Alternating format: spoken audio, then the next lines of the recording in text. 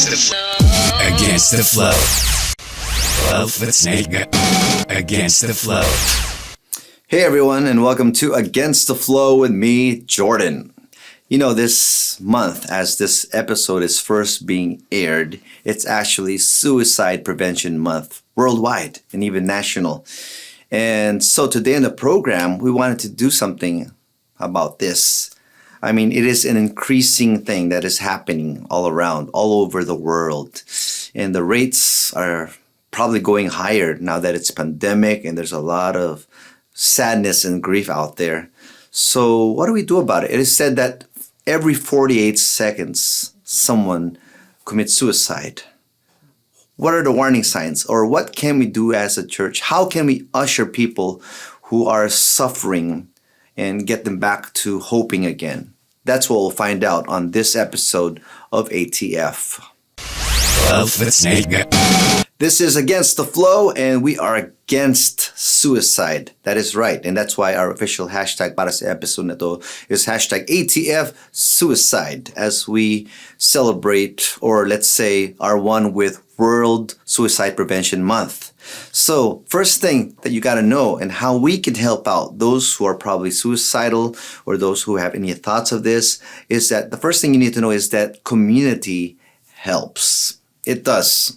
Usually when a person decides to do this to themselves, they are alone. No one is around. So it is very important that you have community. It is key. Even if you're going through depression, don't isolate yourself. Don't fall into the trap. I mean, even Jesus, when he was by himself in the desert, was tempted to jump. Diba? When Satan was saying, go do it. And he was even told that you'll be saved the money. The angels will, save you from that. So not just any community, but gospel-centric, a community that will support you and help get you back on your feet. And then what happened is you need to stay connected or help them stay connected. Kasi nga, it's not just a one-time thing. I remember somebody, a young people, not too long ago, messaged me, and this was a kind of late night, and the person was worried about yung friend niya who was contemplating suicide. And I said, you know what, somebody's got to go over there and help this person. And I can't be the one because I don't know this person. Mamaya, mas matrigger pa siya, mas magalit, or lalong tumakas, no? And so this friend who called me could not be there kasi minor pa siya at gabi na. So I instructed this person to find another friend who would go to them and attend to that person in need. And that friend was contacted and pinuntahan yung suicidal. And guess what? Ang laking tulong yung nangyari na yun when somebody was around. So community, again, is key in preventing suicide. What's up, hardcore worshippers?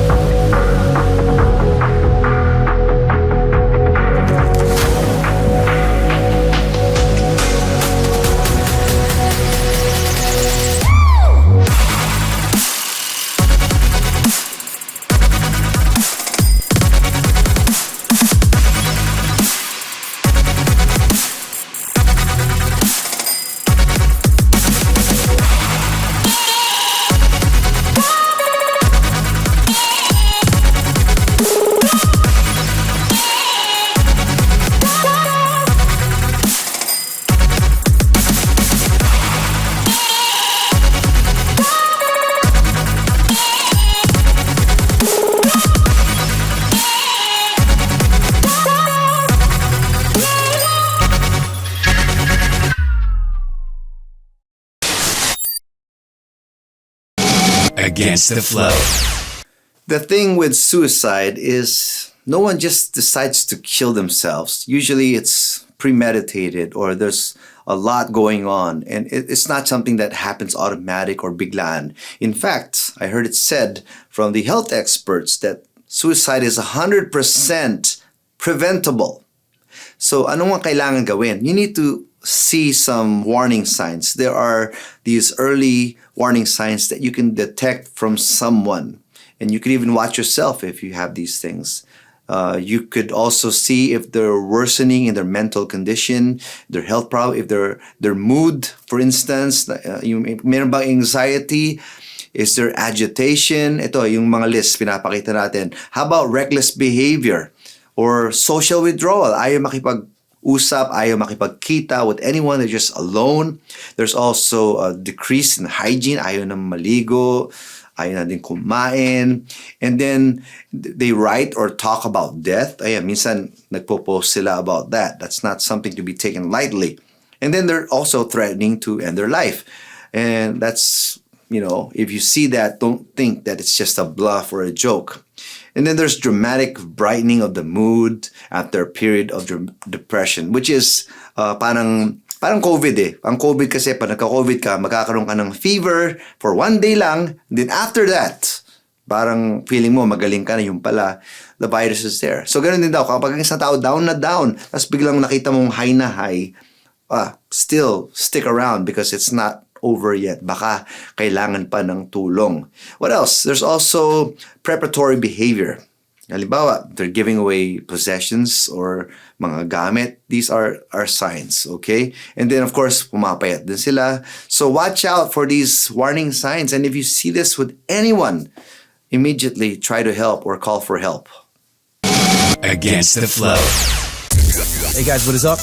Quest here, and I go against the flow. Let's go. Love with Snake.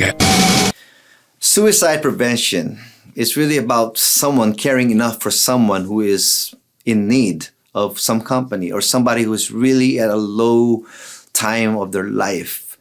Somebody's just got to be there, really. And so here's another thing that we can do to prevent. That is just be there and have a conversation. Now, you might not know what to say, but just listening to someone. Remember that story I told you earlier? Yung ginawa lang daw ng pumuntang tropa dun sa friend na suicidal is nakinig lang at umiyak lang ng umiyak sa kanya. Tapos, after no, naging okay na. So, don't ever be afraid to go out and help. Anyways, God will help you din naman. And pray, of course, for the Spirit's guidance as you help minister to somebody who wants to end their life. Let me tell you a true story. So I have this friend, and this happened kind of back then, no? And this person messaged me at sabi niya, ayoko na. And I'm wondering, what does this person talk about? And then yung pala, he wants to die already.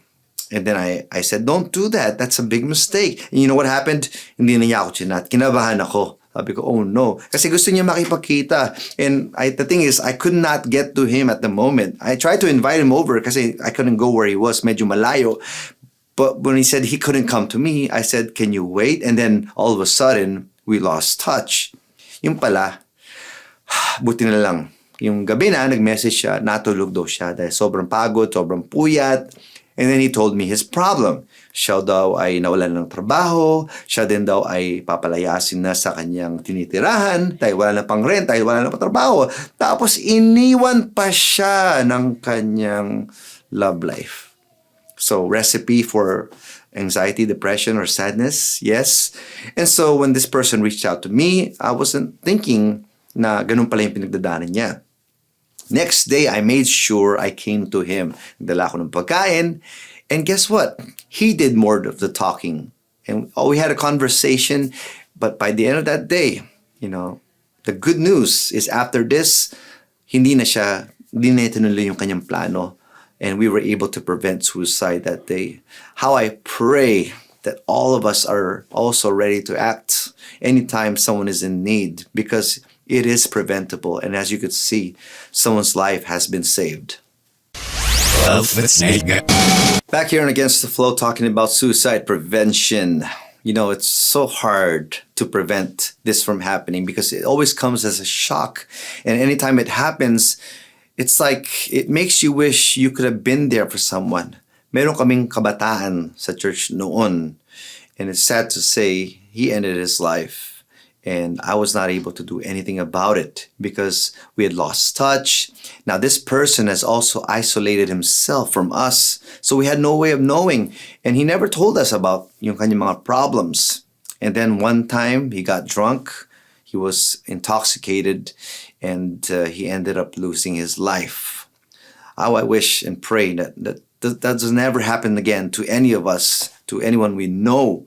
So here's also another thing that we need to know para ma-help prevent ito. And that is you determine the severity of the crisis. So meaning to say, find out if this person is just going through a phase or ito lang ba ay konting sadness or could it be more? So, if a conversation indicates suicidal thoughts, sineshare niya sa iyo na i-indicate niya na meron siyang mga plans or may mga gusto na siyang gawin, meron na siyang mga in order na matutulong sa kanyang gawin yung kanyang plano, these are red flags. Does this person have a plan? Ask yourself that question. Does he have the means to do it? And does this person really intend to carry it out? Because really, time din yung kalaban natin dito. Kaya you can never take that lightly anytime someone tells you that.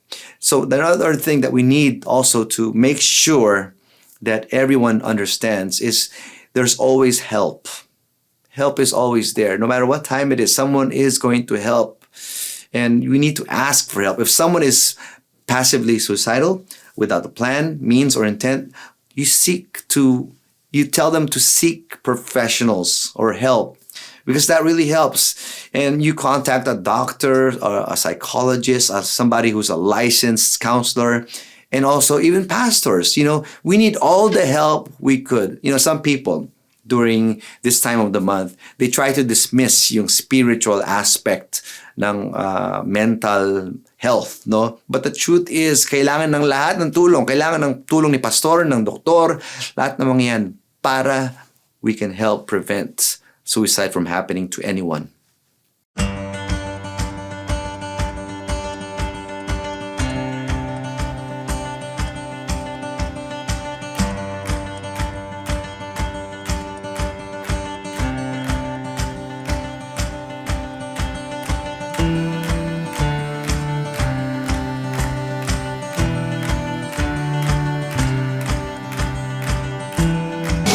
Against the Flow. This is Against the Flow, brought to you by the Church of the Nazarene and this station. Thank you so much for joining us today. Sana na-bless kayong lahat. And if you were, do us this favor. Please like our Facebook page, Against the Flow Media. We've got Twitter at Against the Flows. We've also got Against the Flow TV on Instagram and our other accounts. And you can also email us at weareagainsttheflow@gmail.com. Against the Flow. Wrapping it up now on suicide prevention. Ladies and gentlemen, it is never too late for anyone to turn to God and get that hope that they need. Totoo, depression is real, but so is salvation. So we need the Lord.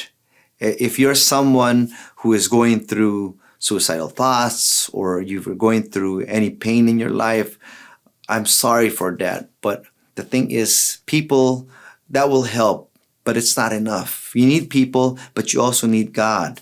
And so God will intervene as well and help us out in these struggles. So if we're struggling through anything, there's a lot of things that we feel like we're hopeless talaga in those moments. But don't forget that we can be hopeful in the Lord. There is this saying that I saw that suicide is like a permanent solution to a temporary problem. So, overkill siya. Meaning to say, isipin nyo merong lamok at gusto mong mawala yung lamok. So, what you did was nagpa-detonate ka ng atomic bomb. Now, that's the thing eh. Problems will come in our lives and sometimes it is so overwhelming and suffocating. But guess what? We can get rescued. Help is always around. So please, you are never too weak. No one is ever too weak or sad to say, I need help. Get it. Get it from God. Get it from others. And I hope and pray that God can use all of our lives to help prevent anyone from doing anything drastic like suicide. There is always hope, kapatid. Hang in there. God's got this. Thank you so much for watching. I hope you guys are doing better after watching this episode. And my name is Jordan, reminding you only dead fish swim with the current. So let's all go against the flow.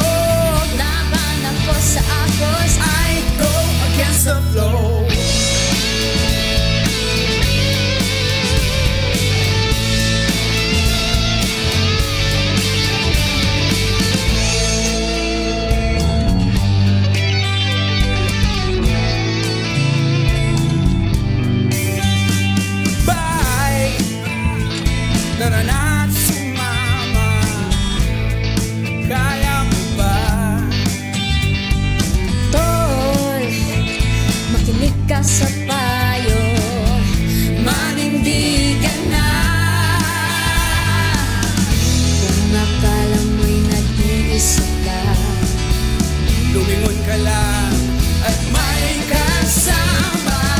Kontra sa sulong, E putok yang agos. laban ako sa agos. I go against the flow.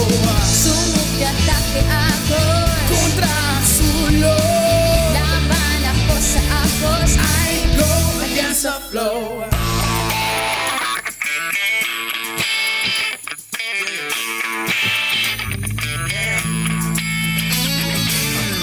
Huwag hayaang hamakin iyong kabataan, maging halimbawa. Huwag hayaang hamakin iyong kabataan, maging halimbawa.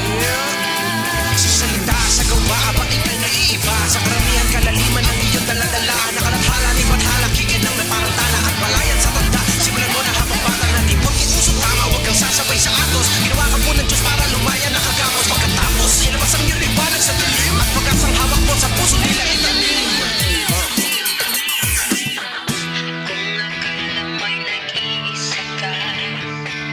Lumingon ka lang at may kasama. Kontra sa sug, e kutok yang agos. Laban ako sa agos. I go against the flow. Sumugya taki agos. Kontra ang sulod, laban ako sa agos. I go against the flow. Kontra sa sug, e kutok yang agos. Laban ako sa agos. I go Against the flow, sumugya taki agos. kontra sulod. Laban ako sa agos. I go against the flow. I go against the